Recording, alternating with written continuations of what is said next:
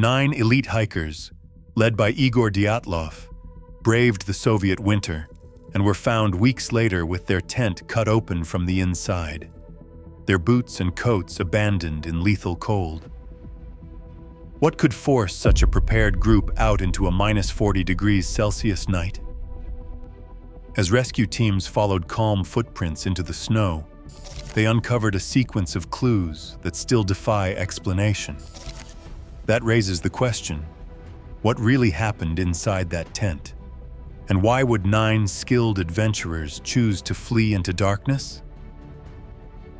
Igor Dyatlov was just 23, but already known as a master of winter expeditions. His team from the Ural Polytechnical Institute, 9 in all, men and women aged 20 to 38, carried the highest certification for ski tourism in the Soviet Union. For them, a trek through the northern Urals in February was not a reckless gamble, but a test of skill and endurance. Each member had years of experience, with diaries and photographs capturing their careful planning and steady morale, even as the weather turned against them. They built snow caves, rationed supplies, and kept spirits high with music and jokes. The group included engineers, radio technicians, and athletes, all in good health, all chosen for their reliability in the harshest conditions. Yuri Yudin, the 10th hiker, turned back early with illness, leaving his friends at the last settlement. He later recalled their confidence and camaraderie, certain they would succeed. The route they mapped out covered over 200 kilometers of remote, snowbound wilderness, demanding every ounce of their training. Their equipment was state-of-the-art for 1959. Layered clothing, sturdy boots, a canvas tent reinforced for mountain winds, and a portable stove. Every move was recorded in logbooks and on film, showing no hint of disorder or fear. These were not novices caught off guard, but a disciplined team, led by a man whose reputation depended on caution and preparedness. The puzzle that would follow began with a group who, by every measure, should have been ready for anything the mountains could throw at them. On February 26th, weeks after the group missed their scheduled check-in, searchers reached the slope of Kholat Syakhl and uncovered the tent beneath a layer of snow. The scene defied expectation. The canvas had been sliced open, not along the seams, but through the fabric itself. Forensic analysis later confirmed the cuts came from inside, as if the hikers had chosen to escape rather than use the entrance. Scattered within the tent, searchers found boots, heavy coats, and nearly all of the group's supplies. Rations were laid out as if for a meal, diaries and cameras left untouched. A Chinese flashlight, still functional, sat on top of the snow just outside the entrance, with no snow covering it, a detail that suggested it had been left behind in a hurry. Despite the minus 40 degrees Celsius temperatures and howling winds that night, most of the hikers had abandoned the only shelter they had, leaving behind gear that meant the difference between life and death. The footprints leading away from the tent told of an urgent departure, but the reason for such a desperate act remained locked inside the mountain's silence. Searchers and experts alike struggled to find logic in the decision. There was no sign of an external attack, no evidence of a struggle. Only the slashed tent, the untouched supplies, and the knowledge that 9 skilled hikers had stepped out into the deadly cold remained, with everything that could have saved them left behind. A single line of footprints traced a path through the snow, stretching from the cut tent down the slope toward the tree line nearly a kilometer away. The trail showed 8 or 9 distinct sets, pressed into the crust in a steady, measured fashion. Investigators noted that the impressions were shallow, spaced at a normal walking interval, and led in a straight line. There were no signs of frantic movement, no scuffed snow, no deep heel marks, no evidence of running or stumbling. Instead, the group seemed to have moved with purpose, not haste. What stood out most was the state of the hikers' feet. Some tracks showed bare prints, toes splayed against the ice. Others revealed only thin socks or a single boot. In the deadly cold, with wind chills near -40 degrees, even a few minutes without proper footwear would have been unbearable. Yet the footprints continued in this orderly fashion for almost a full kilometer, undisturbed by any sign of chaos or panic. The trail faded as it reached the edge of the dense forest, swallowed by fresh snow and drifting wind. This calm, deliberate exodus from shelter, with so little protection against the elements, defied easy explanation. The footprints linked the abandoned tent to the dark woods below, leaving behind a silent question. What could have driven a disciplined group to walk into the night, exposed and unprepared, with deathly cold closing in around them?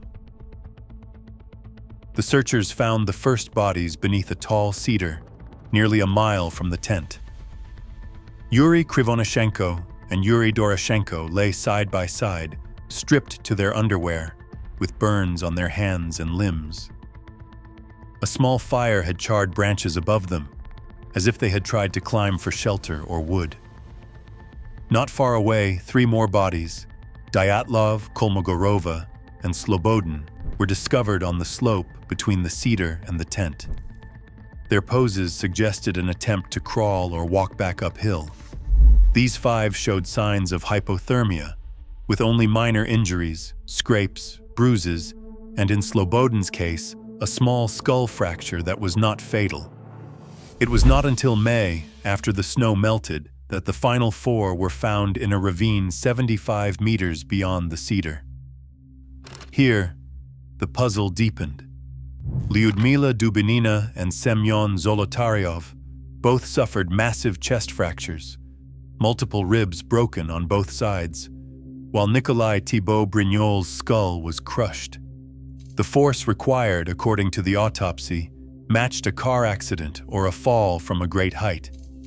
Yet their bodies showed almost no external wounds, no bruising or lacerations to explain the devastation inside.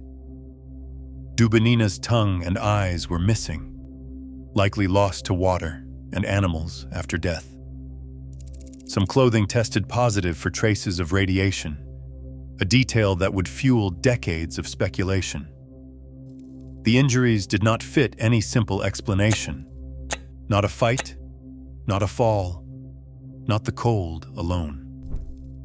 The Dyatlov tragedy, once a search for missing hikers, had become a forensic riddle. In May 1959, the Soviet investigation, led by prosecutor Lev Ivanov, reached its official conclusion. The files were sealed with the phrase "the hikers died due to a compelling natural force." No further details were provided, and the precise nature of this force went unexplained. Ivanov's report avoided discussion of the injuries, the tent's condition, or the missing tissue. The case was closed quietly and archived, with access restricted for decades. Relatives and colleagues received no clear answers, only a legal formula that left the central questions unresolved. The gap between the physical evidence and the official verdict left room for doubt, fueling the search for independent explanations.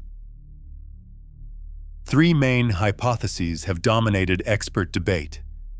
Avalanche proponents point to the tent's position on a slope of 23 degrees and to recent snow slab models, which show that a small, fast-moving slab could crush a tent without leaving lasting scars. This might account for the internal injuries and the sudden flight, but it struggles to explain the preserved footprints and the lack of avalanche debris. Military testing theories cite low-level beta radiation found on clothing and records of secret weapons trials in the area that winter. These theories cannot account for the calm, barefoot exodus or the precise injury patterns.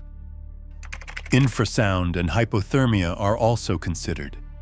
Strong winds over the ridge could trigger panic through low-frequency sound, while cold-induced confusion might explain undressing. Still, neither explanation can fully address the forceful trauma or the radiation traces. Each theory covers part of the evidence, but none resolve every detail. 60 years after the tragedy, the mystery continues to attract attention from scientists and officials alike. In 2019, Russian prosecutors reopened the case, relying on modern forensic tools and weather simulations. Their review concluded that a small slab avalanche was the most likely cause, arguing that a sudden localized collapse of snow could have forced the hikers out and caused their injuries. Yet the official findings did not settle the matter. Researchers and skeptics still debate whether the evidence truly fits the avalanche model, pointing to the calm footprints and the absence of expected avalanche debris. Despite new simulations and expert panels, there is still no agreement. Only the enduring uncertainty that has followed Dyatlov Pass since 1959. To this day, the official records and new research leave the Dyatlov mystery unsolved. In an era of rapid answers, some truths still refuse to surface. The mountains keep their silence, and they remind us how little we control when nature and uncertainty converge. Drop your theory in the comments below.